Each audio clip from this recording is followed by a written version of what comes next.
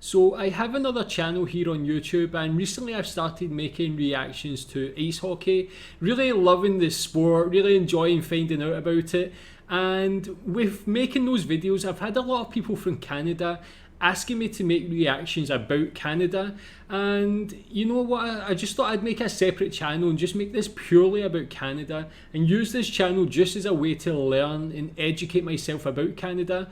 I'm from Scotland, so that's obviously part of the UK, part of Great Britain, and I know that Canada and Great Britain have a very strong relationship. You know, there's people from each country that live in other countries. We have a long history, one I don't know too much about, but I'm really looking to find out more and just learn as much as I can.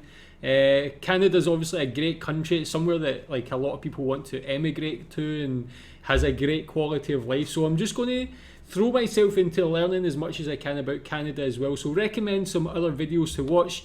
Today I'm going to be starting with this one. It's called Canada History, Timeline and Animation in 5 minutes. So I thought this would be like a concise way to learn about the history of Canada. Hopefully it'll be interesting and hopefully I can learn some things. So let's check this out. Canada, the second largest country in the world, occupies most of the northern part. Okay, already the second largest country in the world. I guess that makes sense. I've just never really thought about it. What about Russia, China? Guess it must be Russia that's the biggest, is it? I'm not sure, but Canada, the second Part of biggest North country. America. The world occupies most of the northern part of North America, covering the vast land area from the United States in the south to the Arctic Circle in the north. It is huge. It is a country of enormous distances and rich natural resources.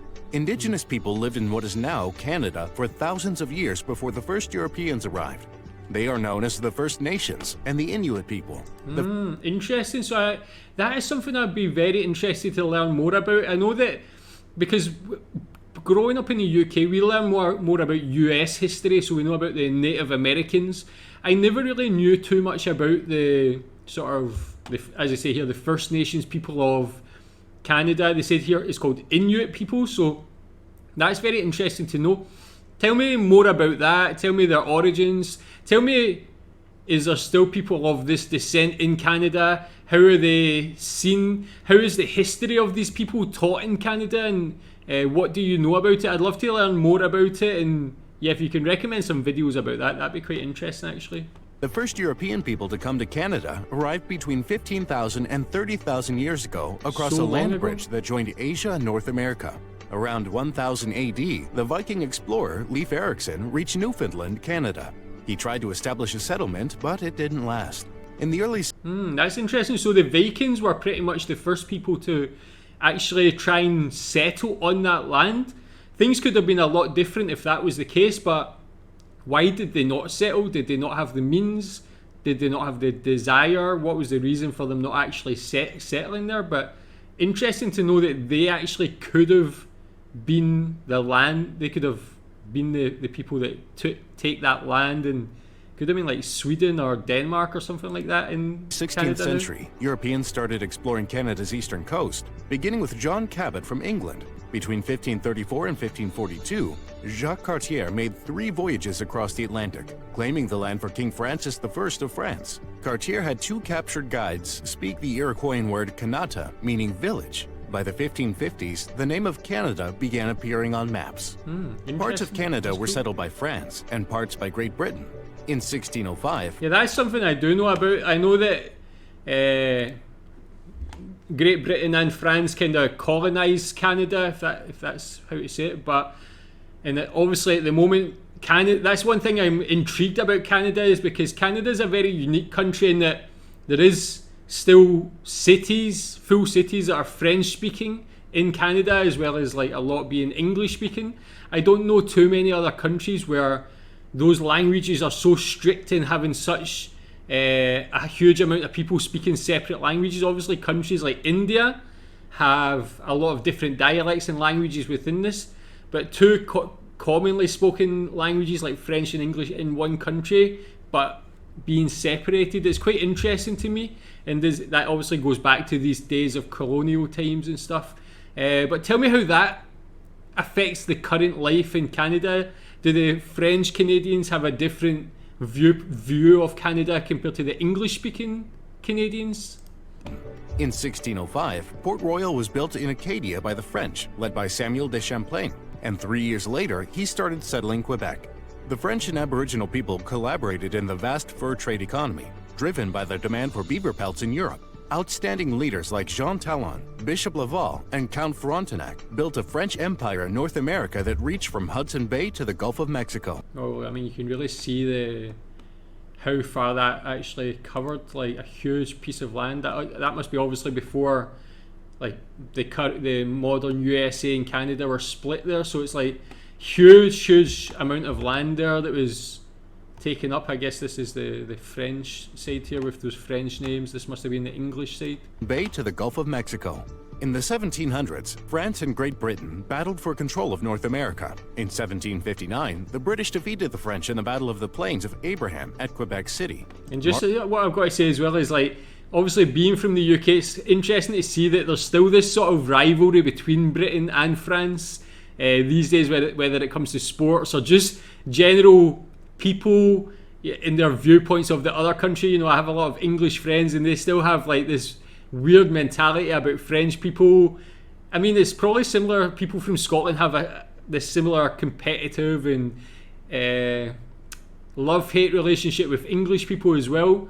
I wonder if there's like that same love-hate relationship between English and English-speaking Canadians and French-speaking Canadians as well. Marking the end of France's empire in America.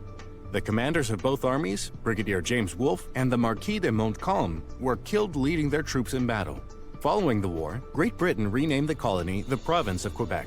The French-speaking Catholic people, known as habitants or Canadians, strove to preserve their way of life in the English-speaking, Protestant-ruled British Empire. After the American Revolutionary War, many people in the new United States wanted to stay loyal to Britain. Thousands came north to Canada and settled in Nova Scotia, New Brunswick, Quebec, and Ontario. During the War of 1812, the United States tried to conquer Canada but were defeated. In 1867, I never knew that. So the US, that could have been that moment could have been like Canada could have been completely different if America actually managed to win that. Very interesting. These are things I actually never knew anything about. I guess this is the point of this channel. I'm really intrigued to learn these things and find out about things I just had no clue about. the province of Canada was joined by two other British colonies of New Brunswick and Nova Scotia through Confederation, forming a self-governing entity named Canada. Canadian soldiers fought in World War I for the British Empire. More Canadians died in this war than any other war. Wow, that's quite hard to hear, but yeah, being British, I know that British people have nothing but respect for Canadian military, for the support that we've had from Canada. I'm a big supporter of the British Armed Forces. I've got family in the British Army, and Canada is obviously one of our strongest allies throughout history, and you can see that in this. It's absolutely heartbreaking, but I guess from somebody from the UK will always appreciate it and never forget it. Canada became better known as a country after its success in the capturing of Vimy Ridge from the Germans in France in 1917.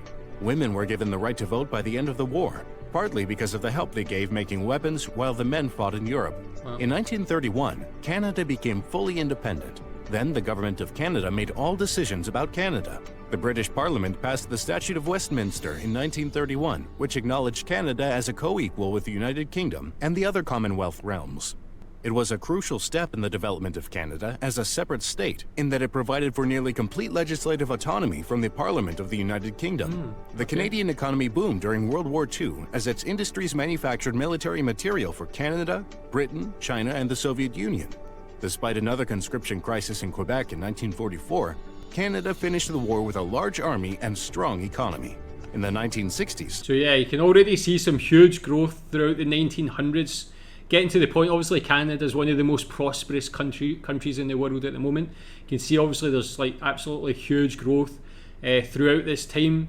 But it's really interesting to me to see how big of an impact Great Britain had on the growth, not the growth at this point, but had in this part of the timeline of Canada's history.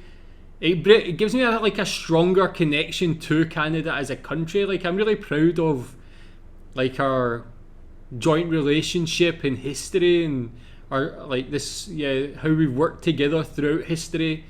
What do Canadians think about the British? I'd be very interested to know that as well, especially having been like a colony. You know, a lot of colonies really dislike the British, like India, Pakistan, different countries really have this negative view of Great Britain, of the monarchy and things like that. I'd be really interested to know Canadians' thought in this modern day, what they think of Britain and their history, and how does it compare to your thoughts on the French as colonial powers. Is there any difference in that as well? I'm just really intrigued to the differences in those two, but also just your viewpoint on British people and the British as in general. The Quiet Revolution took place in Quebec, overthrowing the old establishment which centered on the Roman Catholic Archdiocese of Quebec and led to modernizing of the economy. In the same period, Canada adopted the maple leaf flag, although not without considerable debate and misgivings among large number of English Canadian society. Yeah, why was there a debate? It's a beautiful flag to me, and very striking, very unique, and yeah, like obviously it's like one of the most well-known flags in the world as well. It's just very pretty. In 1981, the Canadian House of Commons and Senate passed a resolution requesting that the British Parliament enact a package of constitutional amendments which would end the last powers of the British Parliament to legislate for Canada and would create an entirely Canadian process for constitutional amendments. Canada's capital is Ottawa, and its three largest metropolitan areas are Toronto, Montreal, and Vancouver. Canada is sparsely populated, the majority of its land area being dominated by forest and tundra. Consequently, its population is highly urbanized, with over 80% of its inhabitants concentrated in large areas and medium-sized cities, many near the southern border. Thank you for watching. Please. That's very interesting as well. Yeah, that's what is you kind of forget about Canada, is like so much of it is just like almost like you can say barren land, these forests and mountains and things like that, and the cities take up like small proportions of the overall landmass of the country. So it's a very unique country geographically, and that's something I'll be really interested to learn more about as well. Learn more about the cities, learn more about the geography of the country as well.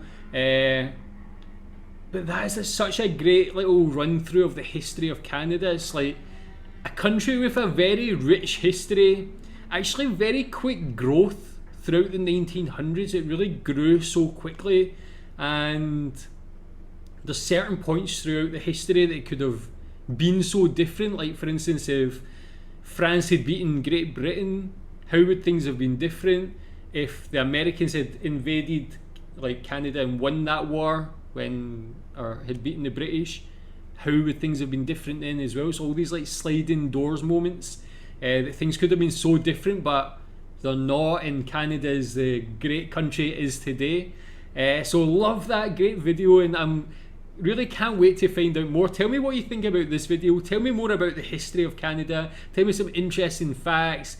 Tell me what you think about the certain points throughout history that were mentioned in this video. I'm going to check out more soon. If you want to subscribe to my channel, I'd be very appreciative. Thanks.